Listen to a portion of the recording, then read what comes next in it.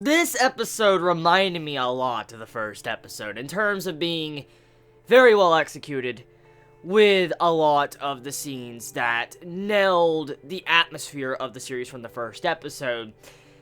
Definitely, I think, hands down, probably the second best or best episode of Gakkou Gurashi.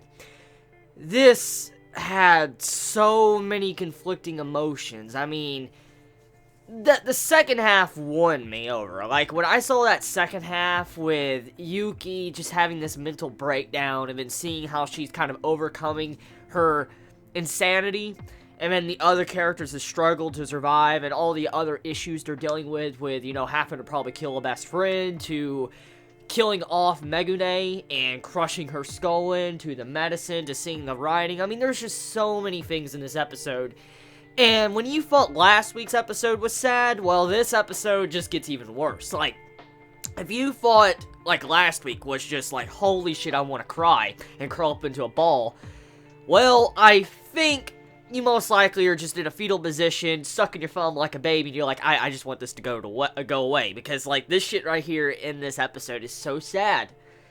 Like, it was affecting me, dude. Like, I was watching the episode, and I got to that scene where the room changed. Like, you have it where Yuki just walks into the room, she opens the door, classroom door, and when she looks into the room, she sees her classmates, her friends that she stays with, and then she looks at the room, and there's blood, shattered glass, and I mean, that's what we normally see.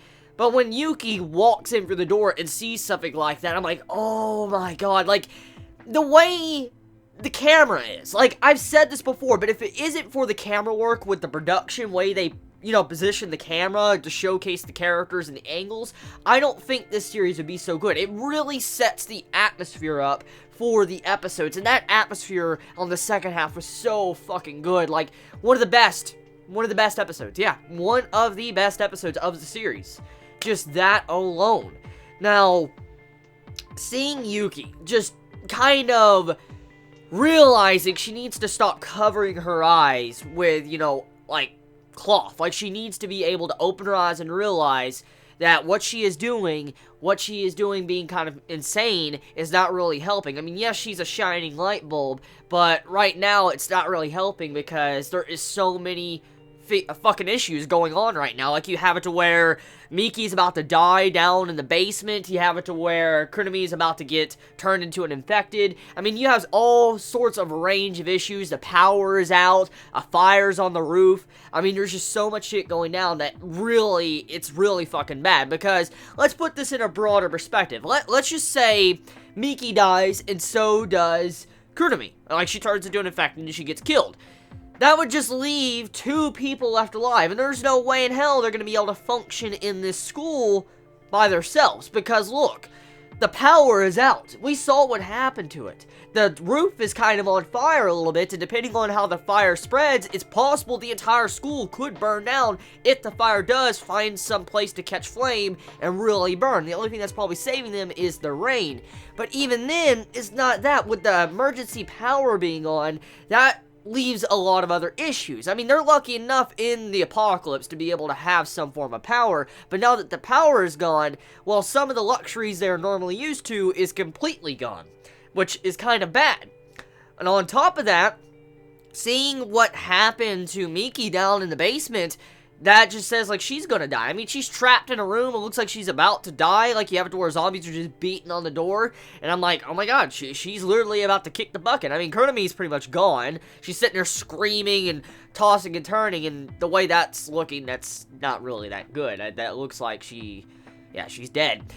And then, it seems like the only person to really be able to save the day is Yuki. Now, there's a couple things I do want to point out when it comes to this episode I did notice, and I don't know how many of you probably noticed as well, but it was very odd the way it was done.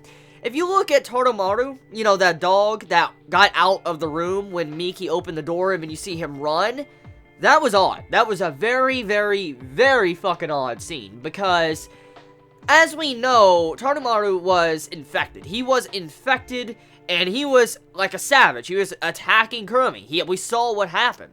And for him to be kind of like a savage dog, like infected, you think you would have attacked Miki when she would have opened that door. That's what I thought was going to happen. Like, I thought as soon as she opened that door and something was going to happen, she was going to get bitten. I thought that was what was going to happen, but Tadamaru just runs off. And he doesn't look like he's vicious. The dog might have gotten uninfected.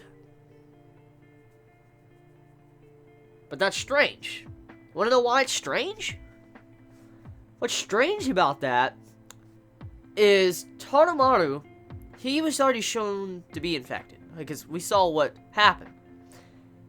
But then, he walks out the door and runs away like he's not. He didn't seem like he was savage. So, how? And I don't think Kurumi did it, because look, she locked him into the room. She thrown him into the room and then closed the door, and, you know, that's kind of how it was. So, it clearly wasn't that. So how? Okay, now, I'm just going to throw two things out there. Now, one of them is very far-fetched. I'm not going to even deny it's very, very far-fetched. Like, it's out there. It's out there. And then the second one, I have something I'm going to talk about with that. So, first things first, before I get into the far-fetched one, let's talk about the one that might have happened. Most likely in that room that Miki is currently in, that Tadamaru was inside of for a while, maybe that room has some form of medicine for the experimental drug that fixes the infected. For instance, what if there's a couple of capsules, vials, or whatever, the medicine just lying in that room somewhere on the bottom shelf or whatever, and then Tadamaru got into it because, you know, he's a zombie, is wandering around, and he might have gotten into it, and yeah, now he's fine. Or, here's the far-fetched one. This is a far-fetched one, and like I said, I'm not going to deny it, but I'm just throwing it out there because who fucking knows? What if, just what if, Megane, in a certain sense, she injected herself with that drug? For instance, we saw her hands on the fucking suitcase. Like, she had her bloody hands on it. It looked like she opened it up, and it said it had an experimental drug. So, I don't think Megane would have probably not have taken the drug. She probably would have tried to save herself. So, I don't think it's really that. I feel like Megane did, in fact, inject herself with that experimental drug, but for some reason, it did not work. And so, she thought all hope was lost, and then she just, you know, waited till death, and then she started writing on the diary, and then you saw how the names went. So, I'm going to assume that the medicine that maybe Megane shot herself with, or however it's injected, maybe it's in her body, but for some reason it didn't work, because it's an experimental drug. But when this zombie Megane bit Tadamaru, maybe the drug kind of carried over to him and it had some form of effect. Who knows? But like I said, this is far-fetched. I'm just saying, though. That's just my theory on the medicine matter, because this is a fucking anime, and this is a zombie series, so anything can kind of happen. It's supernatural, so I just want to say that might be a possibility. Maybe the medicine just didn't work for Megane, but it works for Tadamaru because different compatibilities.